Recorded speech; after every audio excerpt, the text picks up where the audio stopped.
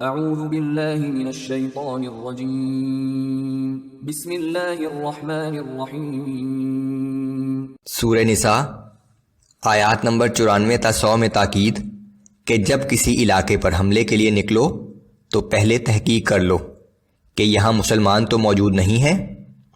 جہاد میں شامل ہونے والوں کے درجات ان لوگوں سے بہت زیادہ ہیں جو بغیر کسی شرعی عذر کے جہاد میں شامل نہیں ہوئے۔ اس خاص وقت میں بغیر کسی عذر کے مدینہ ہجرت نہ کرنے والوں کا ٹھکانہ جہنم قرار پایا۔ ہجرت کرنے والوں کے لیے دنیا اور آخرت میں بڑا اجر ہے۔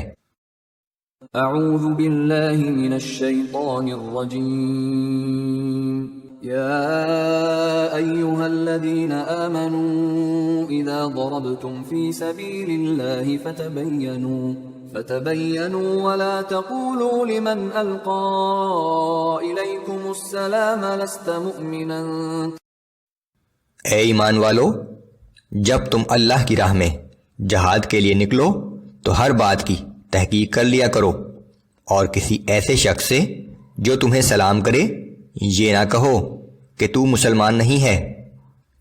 یہ ایک ایسے واقعے کا پس منظر ہے جب ایک غزوہ کے دوران ایک شخص نے کچھ صحابہ کو سلام کیا، لیکن انہوں نے یہ سمجھتے ہوئے کہ یہ کافر ہے اور جان بچانے کے لیے اپنے آپ کو مسلمان ظاہر کر رہا ہے، اسے قتل کر دیا۔ تبتغون عرض الحياة الدنيا فعند الله مغانم كثيرة كذلك كنتم من قبل فمن الله عليكم فتبينوا إن الله كان بما تعملون خبيرا۔ اگر تم دنیا کی زندگی کا سامان چاہتے ہو تو یقین رکھو کہ اللہ کے پاس تمہارے لیے بہت سے اموال غنیمت ہیں۔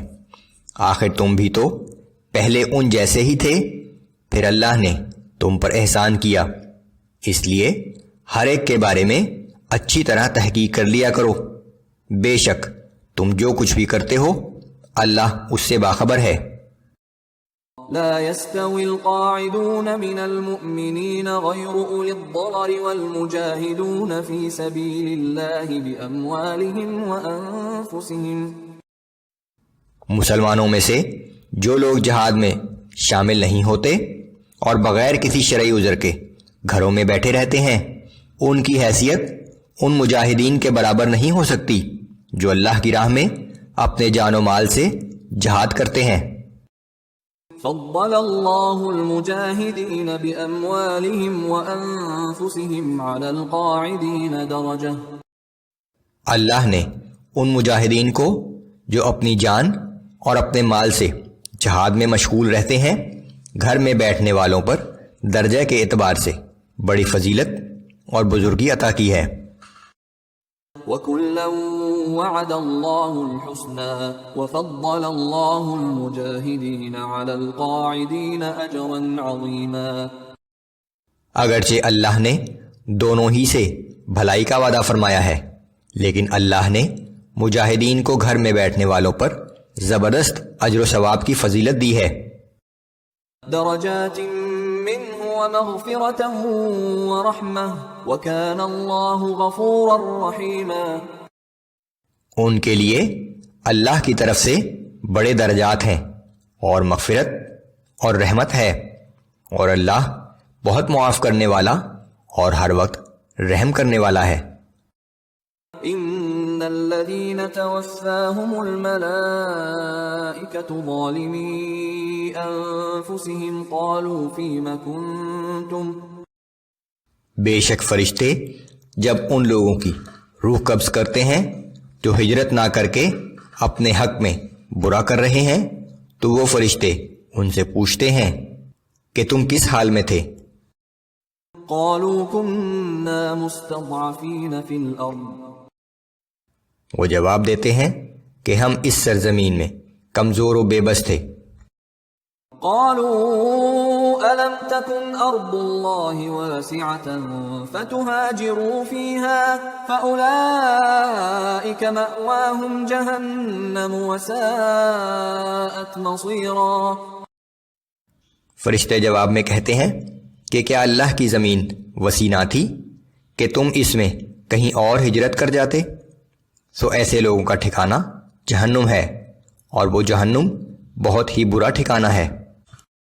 إلا المستضعفين من الرجال والنساء والولدان لا يستطيعون حيلة ولا يهتدون سبيلا فأولئك عسى الله أن يعفو عنهم وكان الله عفوا غفورا۔ ہاں مگر وہ مرد اور عورتیں اور بچے جو واقعی ایسے بے بس ہوں کہ نہ تو وہ ہجرت کے لیے کوئی تدبیر کر سکتے ہوں اور نہ وہاں سے نکلنے کا کوئی راستہ جانتے ہوں، تو ایسے لوگوں کے بارے میں امید کی جا سکتی ہے کہ اللہ ان سے درگزر فرمائے گا، اور اللہ بہت معاف فرمانے والا اور درگزر کرنے والا ہے۔